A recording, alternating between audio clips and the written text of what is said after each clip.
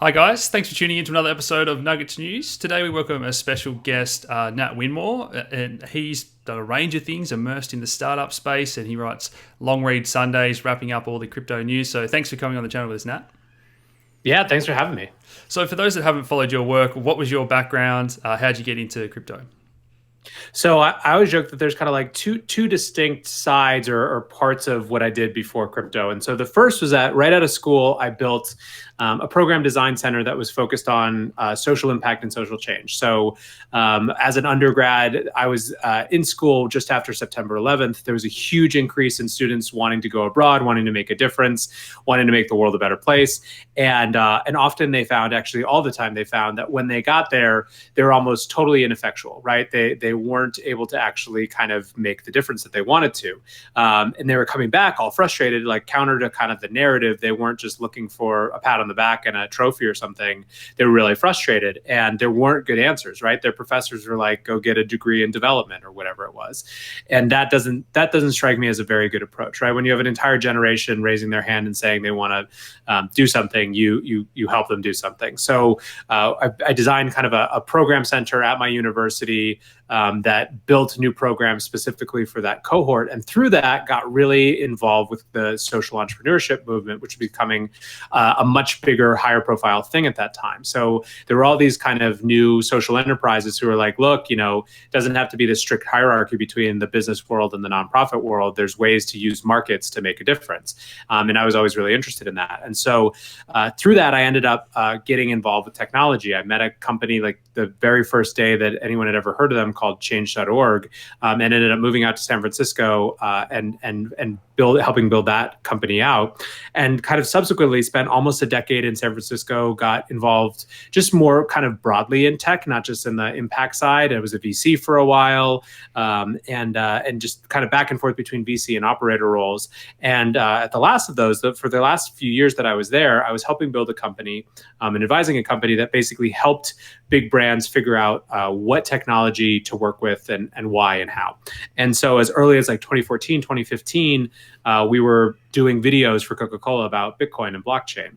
And the interesting thing was that at that time, in Silicon Valley, the narrative around Bitcoin was very much just another mobile payment type thing, right? It was like what you bought coffee at your investor meeting at Coupa Cafe in Palo Alto, which is like this famous place that always has like whatever new thing. But it wasn't like disruptive. No one was talking about the idea of Bitcoin as a hedge against, monetary policy and all these things, right? It was a very different conversation. That's not to say that people weren't having that conversation somewhere in Silicon Valley, but it wasn't the mainstream tech world. Yeah. And so I didn't really like think about it again. We were trying to make that company work for a really long time, as always happens with startups.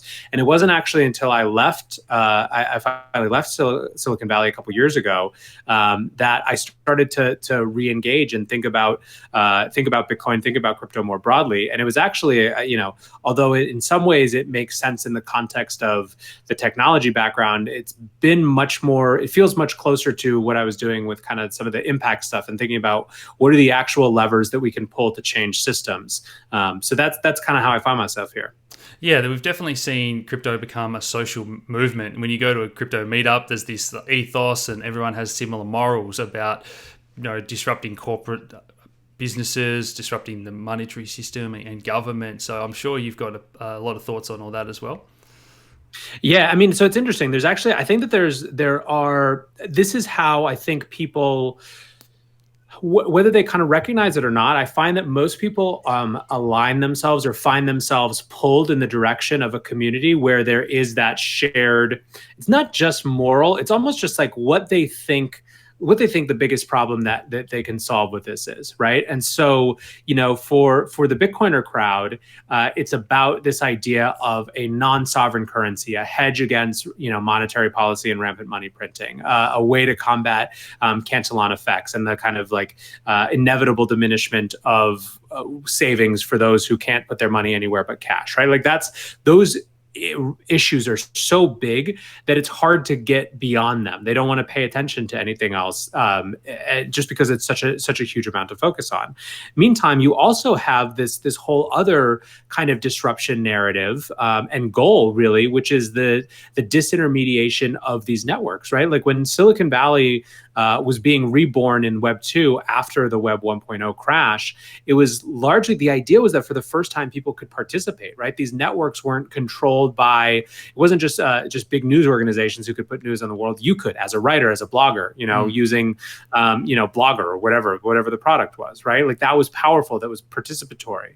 And so the idea and the goal for so many people in Silicon Valley in 2006, 2007, 2008, 2009 was, how do you create more opportunities for people to create the world around them?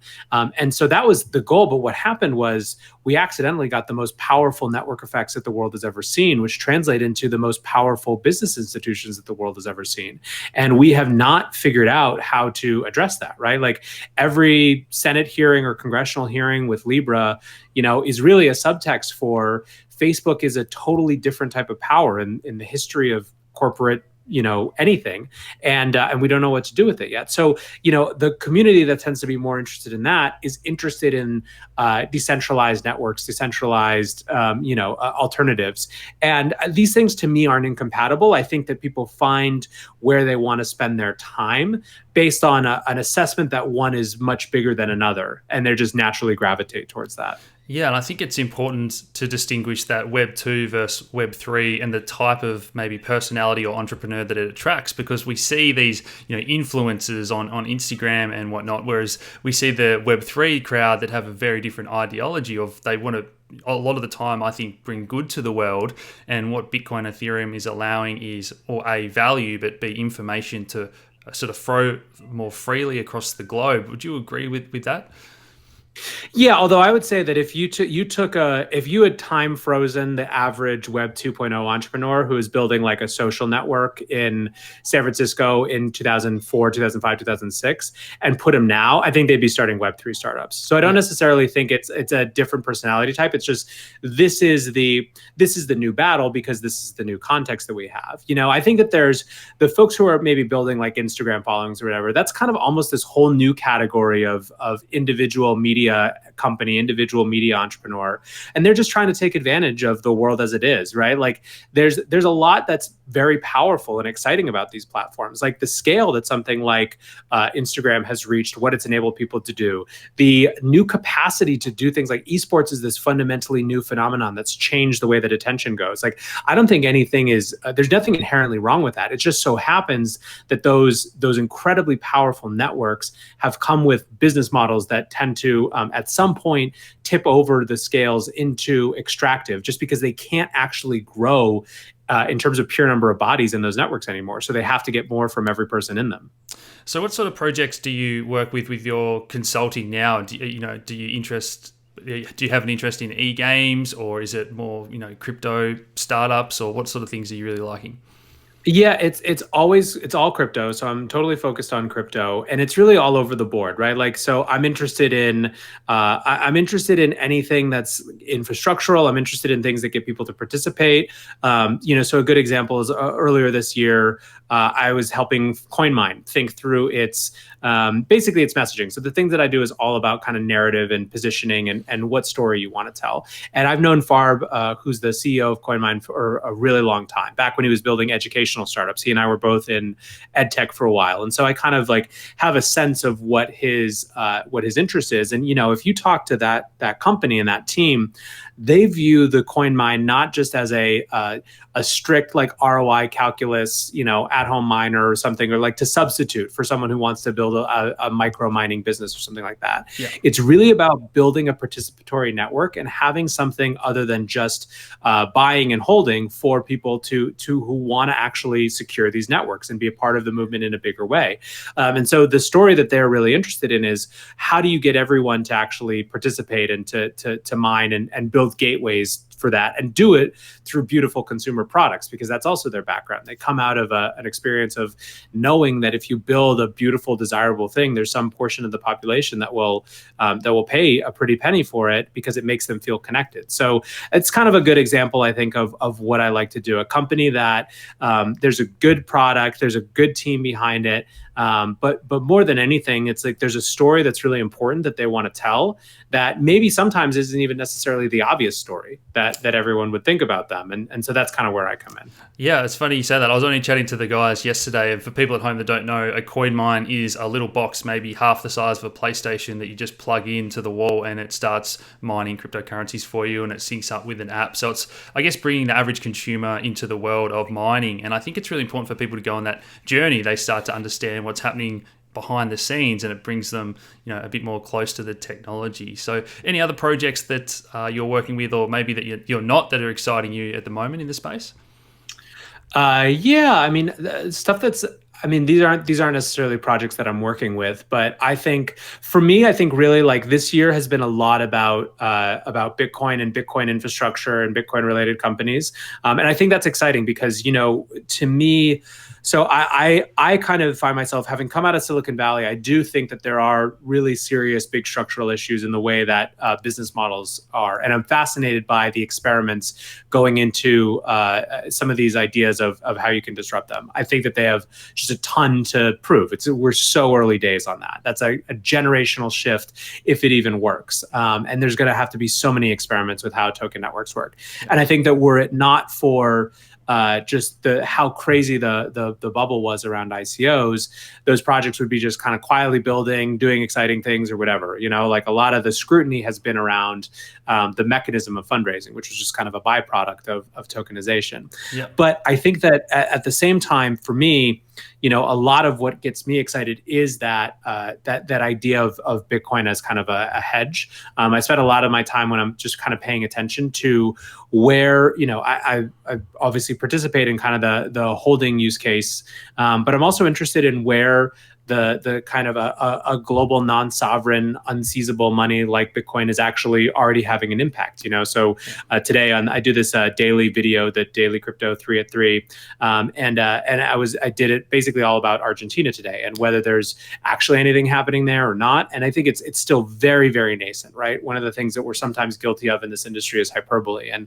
it's easy to overstate, in a place like Argentina, what portion of the population is using crypto assets, but there is cognizance of these things, because the currency has lost 50% of its value over the last couple of years, So that's, I feel like I spend kind of equal time looking at projects that are more along that line of kind of decentralizing the general technology infrastructure, what that might mean, and then and kind of more the pure, like what's the global non-sovereign money that's gonna compete for people's attention with whatever their local currency is.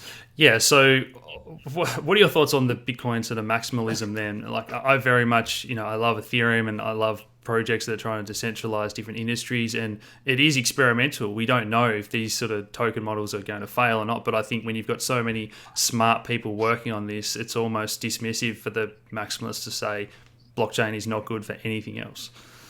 Yeah, I mean, I think that there's a couple different things. Like one, I think you can be a Bitcoiner and like more focused and more prioritizing of that area without kind of dismissing the possibilities of other things.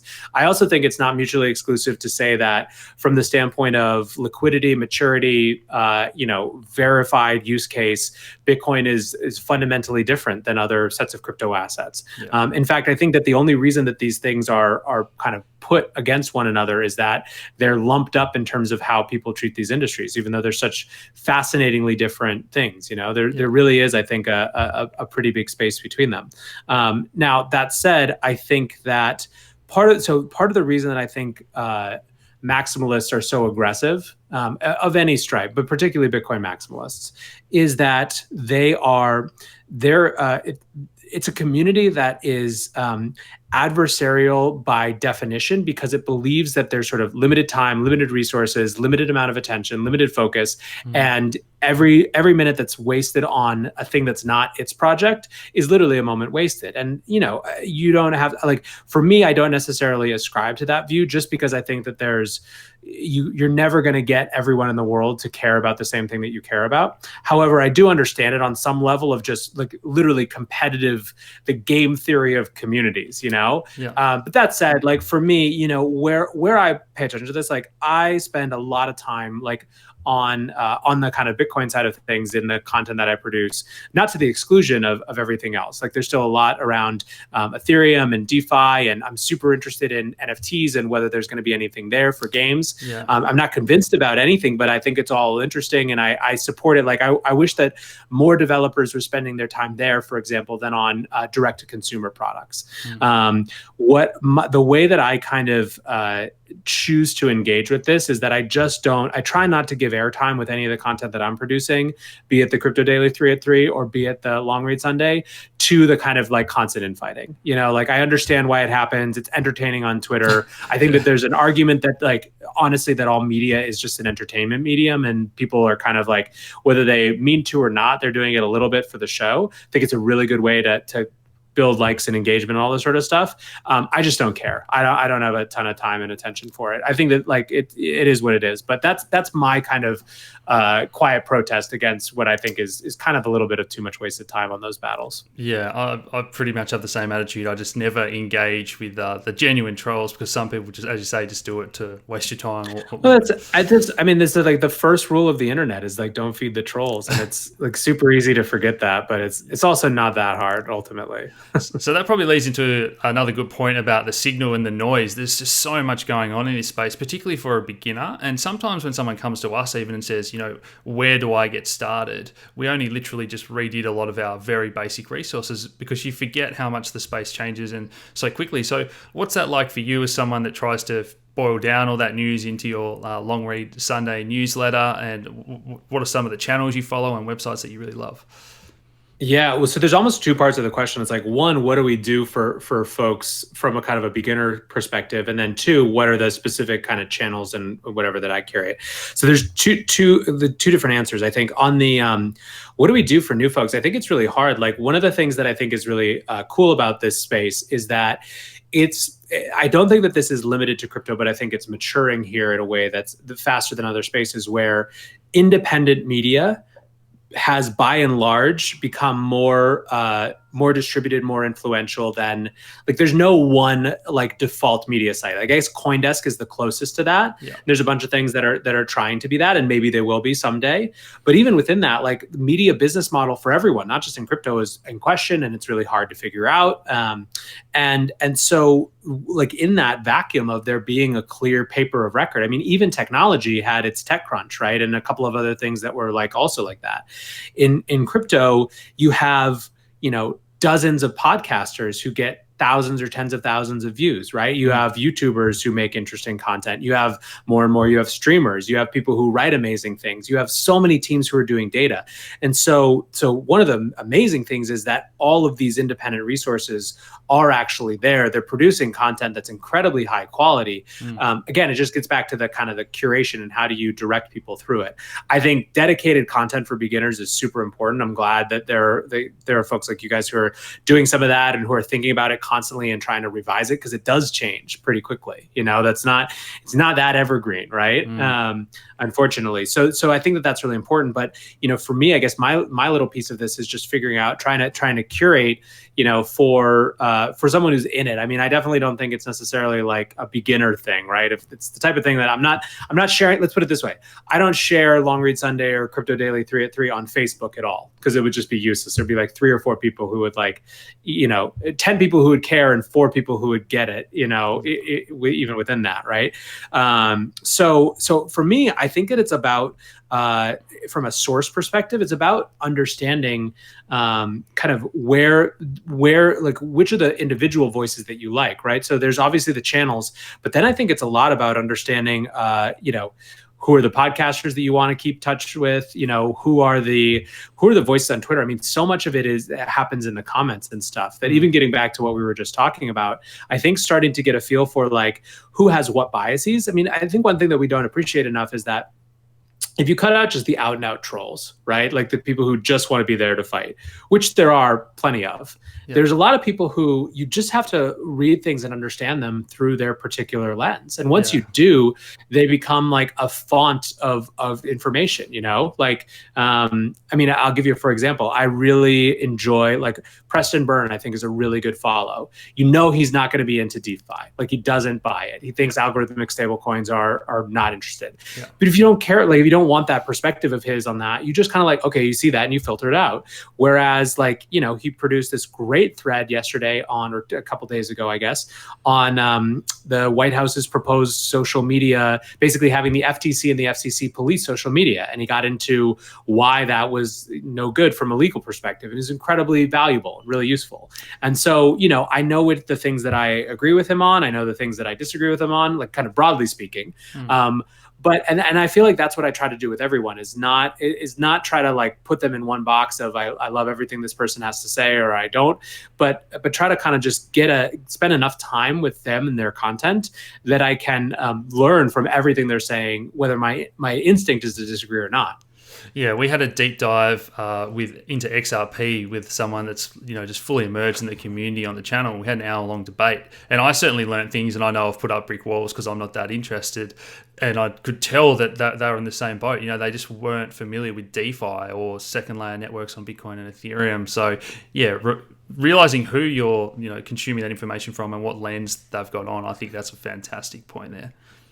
I also think too that like if you take it from that angle, then even the maximalists who you're on the complete opposite side with become a really valuable information source, because that's literally like this is a very purist view, and maybe like the set of conditions through which they look at the world isn't the same that you do, but that represents a particular, that's almost like if you're bowling and you like put up the two walls that are going to keep you reined in, that's like one of those walls, and that's like kind of a far extreme opinion. So I don't know. I think that there's so much there. I mean, again, the challenge is that how many of these conversations devolve into just silly accusations or recriminations versus, whatever. And I think it's hard too, because a lot of these guys are, on every side of this have lived through a lot of battles where what they were doing was caught up in a lot of bullshit and scams. I think that, let's put it this way. I think that the Ethereum community will look very different and treat new chains probably pretty differently in 2 or 3 years once they've been through aggressive cycles. And I mean, they've gotten basically through the one cycle of ICOs and things like that. But now you've got all of these new chains coming up. And luckily there's not as many kind of just like pure out and out trying to get scams. But like it sucks if you're really passionate about Ethereum, if there's something that comes up and either, does an ICO that just drags you down with it, or that is, kind of trying to just be a better Ethereum without being clear about anything. Like these things create, they condition communities in a certain way. So again, there's even the time dimension, I guess, to understanding where people are coming from. I was super surprised at a few of the things Vitalik has said in the past 12 months. They became really friendly with Ethereum Classic, which I never thought was going to happen. And then he's talking about Bitcoin Cash as a data layer. So continues to surprise me. But yeah, there's not really that real battle about where better than, maybe EOS or Cardano or something like that. But maybe that changes in the future. Yeah, I mean, I think maybe it's different if one of those actually starts to see some traction, What are your thoughts around the other chains and valuations? And we've seen the metrics about, dApps versus the protocol and that value layer compared to other projects. How do you see it all playing out at the moment? Well, there's definitely a shift away from dApps as a focus, right? I mean, so this was, you saw it in research. So the Q2 research from, I think Circle made it really clear that year over year, like the amount of funding and attention and developer effort that went into dApps versus like DeFi was on the rise, dApps down, right? Yeah. Which is, I mean, I think it makes sense. It's, developers are going to follow where energy, momentum, excitement is. So it's not necessarily surprising, but is being borne out in numbers. But I think you're also seeing, if you look at kind of the the funding shift between now and then, most of the funding that was maybe previously allocated in that space is now going into base layer protocols, maybe scaling solutions like layer 2 type things that are really closely aligned. Like it's not exactly clear what the exact stack is going to be, but you're seeing it's so much more emphasis on those layer 1 chains and kind of the projects. And I think so the XVC kind of view on this is almost two parts. It's one is that I think that there is a lot of if you're a VC, you're in the business of things that could be exponential hits. And it's not, I think, clear right now, despite their clear lead in terms of community. They have like 1 in 5 open source developers in the crypto space, I think, is working on Ethereum, according to Electric Capital just put out a report. So there's no doubt that they're in the lead from a community perspective. From a market cap perspective, it's like a power law distribution with Bitcoin and then Ethereum and then everything else, right? So it's not a question that Ethereum is way ahead on smart contracts. However, I don't think that that investors have the same conviction this year that they did, a year ago, or especially, a year and a half ago, that there was no possibility that something else becomes, a better smart contracting layer. And so if you have any amount of doubt at all, and even frankly, if you don't, and you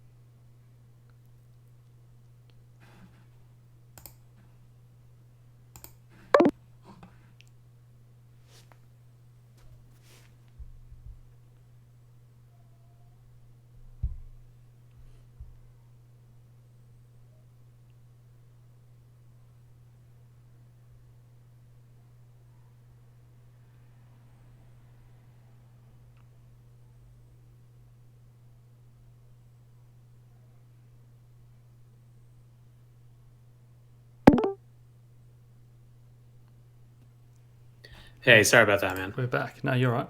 You were saying if you have conviction or if you don't. Yeah, basically, if you're a VC, you have to make these asymmetric bets that have a huge chance to win. So the outside chance that, new exciting protocol X or new exciting protocol Y is going to do it, like your job is to allocate against that a little bit.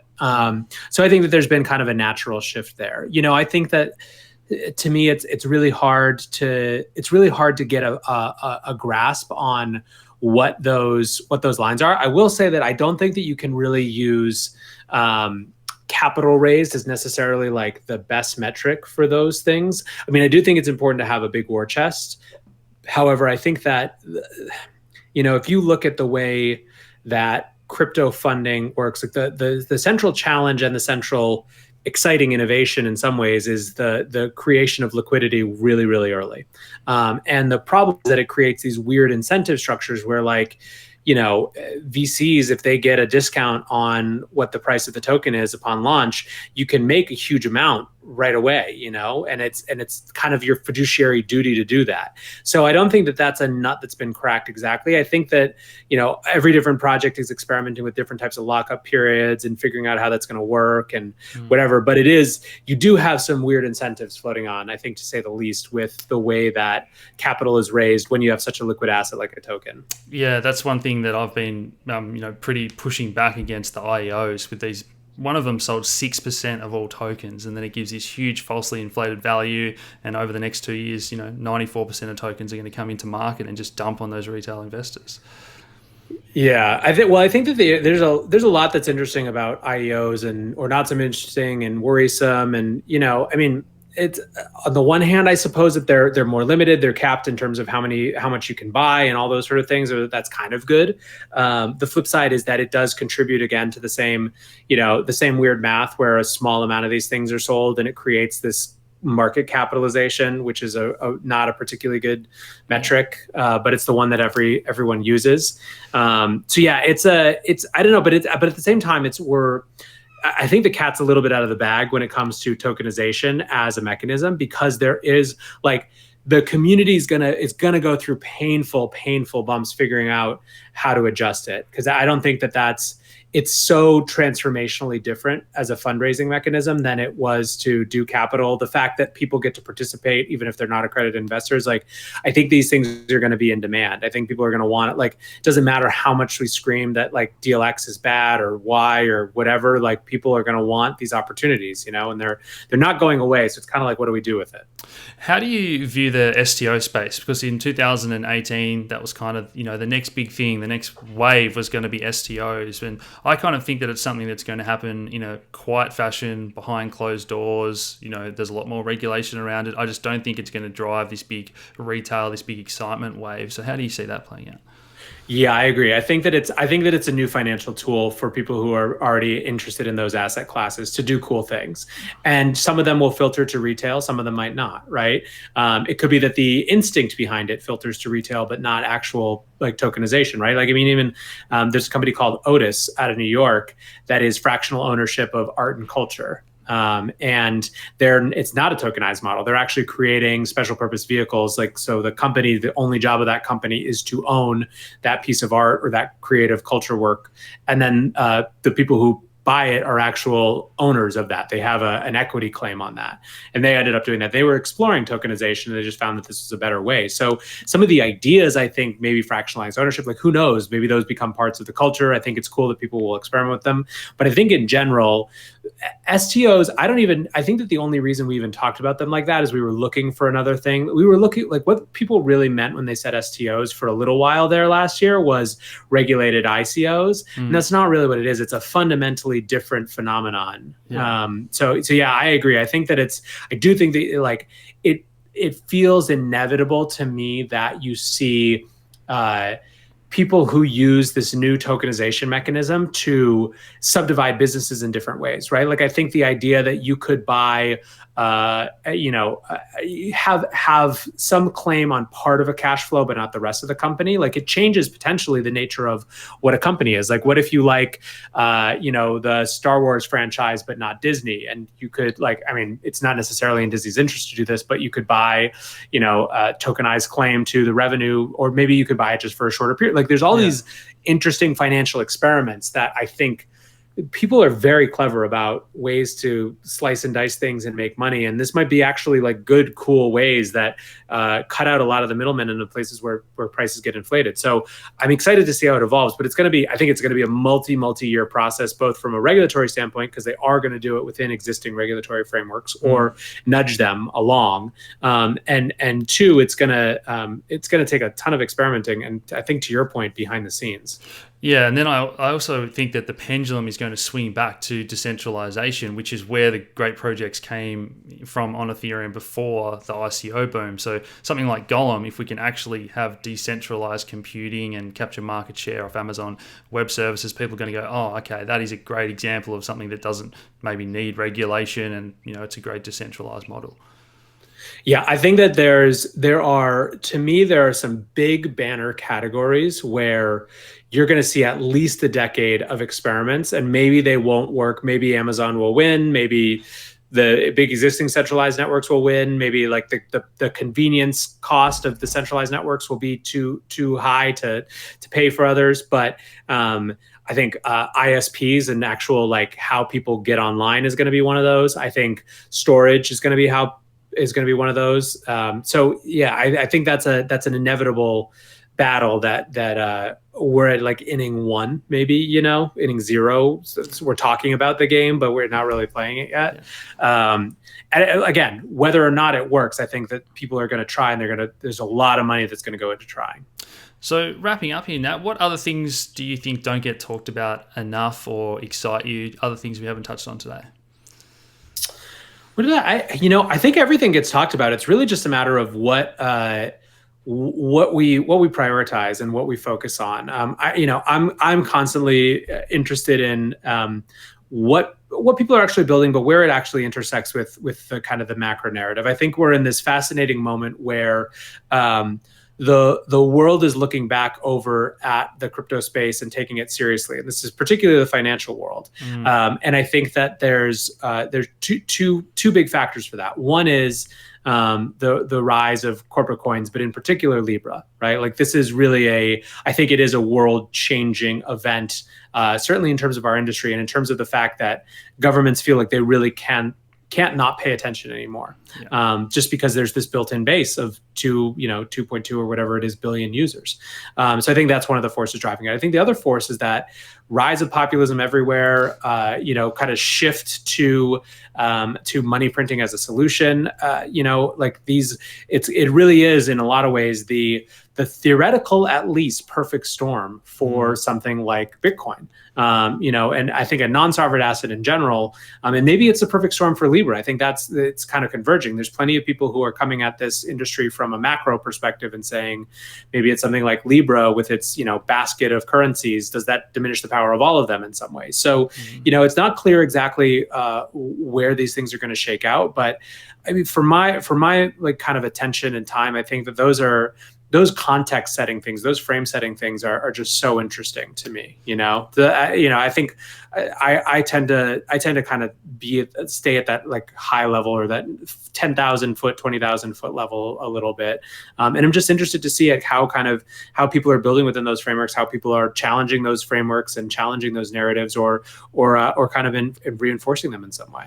Couldn't agree more. What it makes being in this space so exciting. So I'll put the links to all your stuff in the description below. I strongly recommend you guys check out Nat's free newsletter. You do great work, Nat. So thanks so much for coming on today. Yeah, thanks for having me, man. Appreciate it. Cheers, guys.